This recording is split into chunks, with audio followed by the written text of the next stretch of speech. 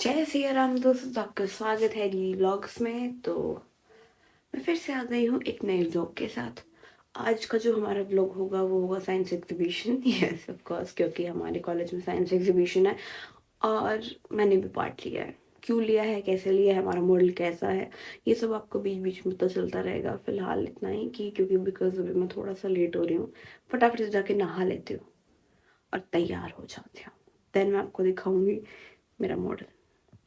हंसना अलाउड नहीं है, पहले बता रही हूँ। मैं हो गई हूँ तैयार। थोड़ी सी कमी है इसमें, कोट और पहनने इसके ऊपर, तो कोट और पहन लेंगे and then I am ready. Advocate वाली फीलिंग मुझे ज़्यादा आ रही है पहनने के बाद।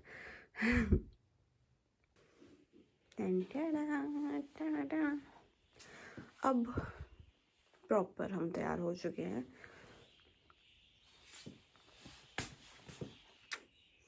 टाई होनी चाहिए थी यार यहाँ पे, नहीं पर ठीक है, फिर गला घुटता, पहन भी नहीं जाती मुझसे।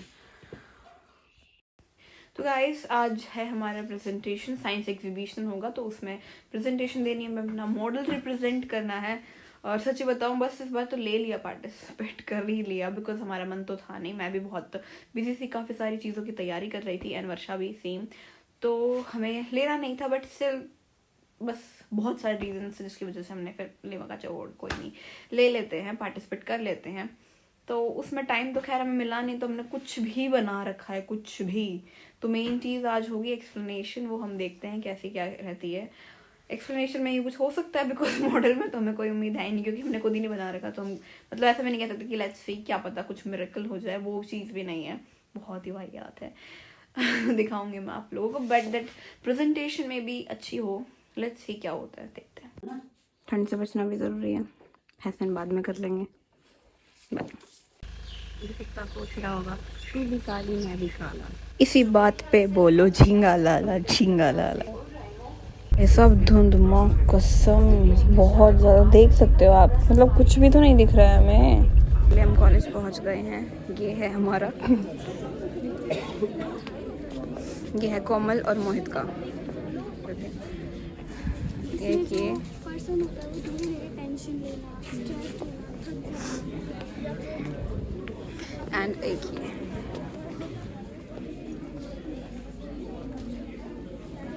ये हैं साइकोलॉजी डिपार्टमेंट के मॉडल। सबको दिक्कत होती है यार, ये कंप्यूटर। ये साइंस एग्जीबिशन है, तो साइंस में जितने भी सब्जेक्ट्स हैं वो सभी यहाँ पर रिप्रेजेंट कर रखे हैं। मतलब उन्होंने सभी ने अपना अपना मॉडल बना रखा है, और यहाँ पे सभी ने बहुत अच्छे अच्छे मॉडल बना रखे। तो बहुत सारे वर्किंग भी थे और कुछ नॉन वर्किंग भी थे, बट ऑनेस्टली सभी बहुत अच्छे थे। मैंने यहाँ पे सभी रिकॉर्ड तो नहीं किए हैं, बट काफ़ी सारे रिकॉर्ड किए थे। जहाँ तक मैं गई थी देखने, वहाँ पर मैंने सब रिकॉर्ड कर रखा है। तो आप देख सकते हैं, ये है हमारे नेहरू कॉलेज के साइंस एग्जीबिशन के बहुत शानदार मॉडल। देखो इम्पोर्टेंट ये होता है हमारे, ये चल रहा है हमारा एग्जीबिशन। यहाँ आए हुए बच्चे तो बता नहीं पाते दूसरों भाई, इस बार तो मेरे अंदर की थोड़ी प्रॉब्लम है, हेजिटेशन है, लेकिन मैं बता नहीं पा रही हूँ। तो एक तो काउंसलर के पास आप खुल के बात करोगे ना, तो वो आपको एक अच्छी गाइडेंस। ये है हमारा। ओके गाइस, आपको कभी स्ट्रेस फील हुआ है? मतलब थोड़ा बहुत पेपर में ना, तो आपको क्या लगता है वो अच्छा है कि बुरा है?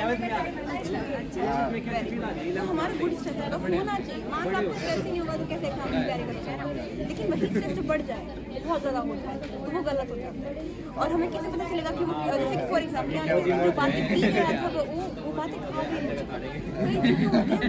अब्जॉर्व कर लेते हैं, रिफ्रेश कर देते हैं हमारे माइंड में। जैसे कि हमारे 3 टाइप्स के होते हैं, हमारे माइंड में 3 पार्ट्स में डिवाइड है, कॉन्शियस, सबकॉन्शियस। अभी जो हम बात कर रहे हैं वो है अनकॉन्शियस माइंड, ठीक है? आप मुझे सुन रहे हो, आप अगर मैं पूछूँ तो आप जवाब दे सकते हो। अब मैं पूछूँ कि लास्ट ईयर आपने क्या पढ़ा, आप सोचोगे, फिर कुछ बताओगे, दैट इज सबकॉन्शियस, आपको सोचना पड़ता है।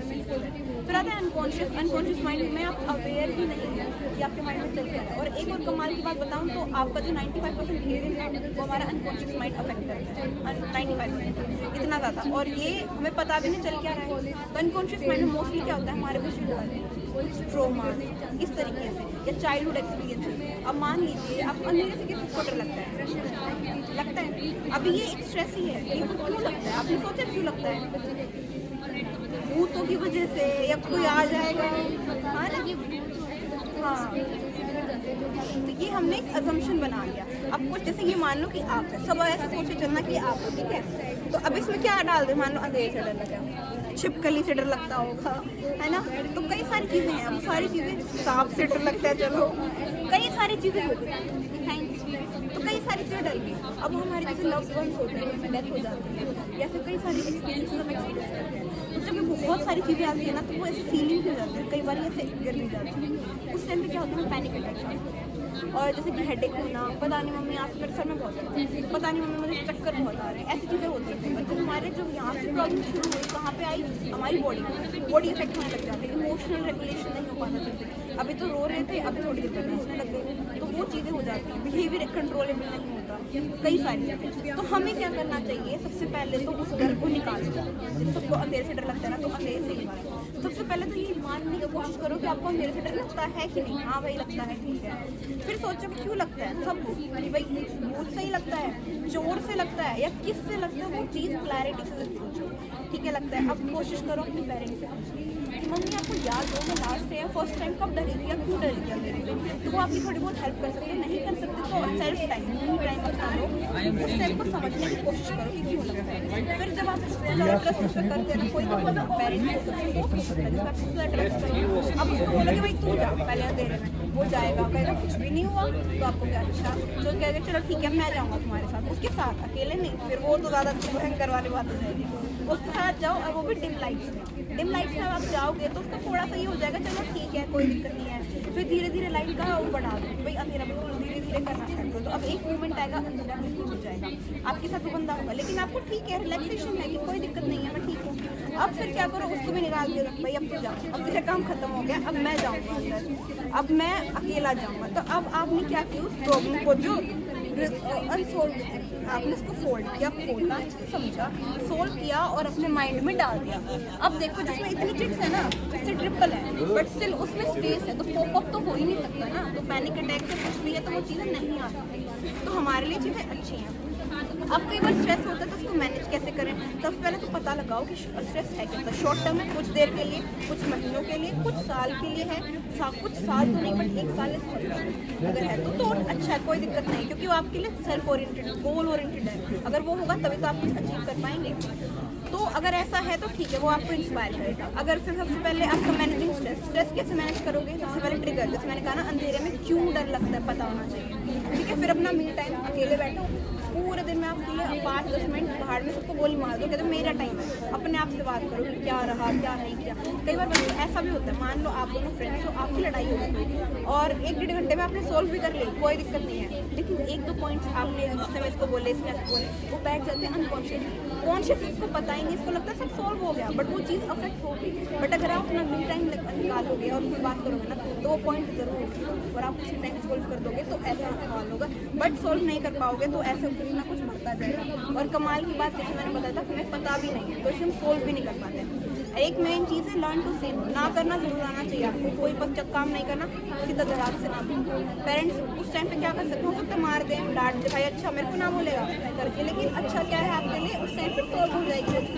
वरना ज़बरदस्ती आपको काम करना पड़ेगा, मेंटल स्ट्रेस फालतू का पड़ेगा और कई सारी चीज़ें पड़ेगी, जिसका एक बार ना करने में कोई दिक्कत नहीं है।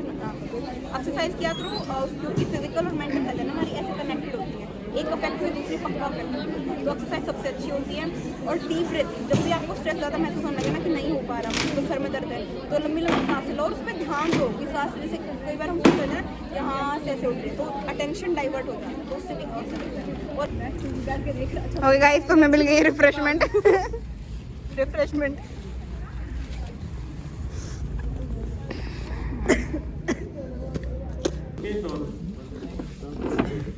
साइकोलॉजी डिपार्टमेंट से प्रोफेसर और मैडम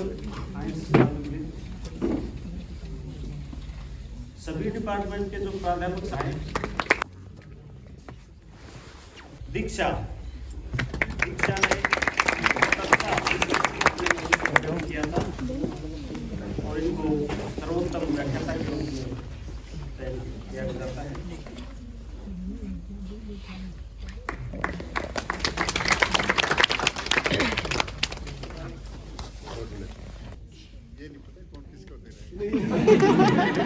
ये पौधा यहाँ मेमेंटो के रूप में हमारे जो चीफ गेस्ट थे उनको प्रिंसिपल सर ने दिया था, और यहाँ प्रिंसिपल सर कह रहे हैं कि यहाँ समझ में ही नहीं आ रहा है कौन किसको दे रहा है, तो इसलिए सब बच्चे हंस रहे थे।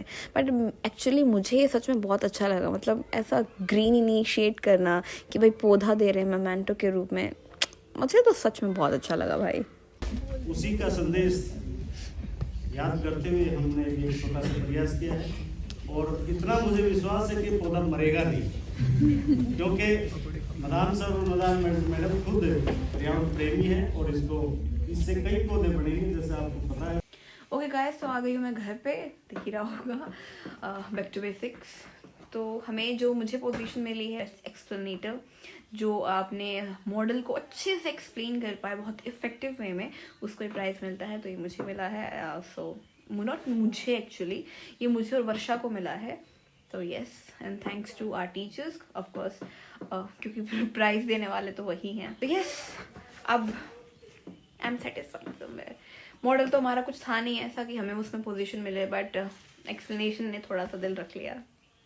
आपने प्रेजेंटेशन देख ही ली होगी जो मैंने लास्ट में दी थी, यही प्रेजेंटेशन मैंने पता नहीं कितनी बार बोला है, और प्यास इतनी क्योंकि गला सूख रहा था, पानी पास में नहीं था, ख़त्म हो गया था, और बार बार कैसे जब, क्योंकि बच्चे भी आ रहे थे स्कूल से।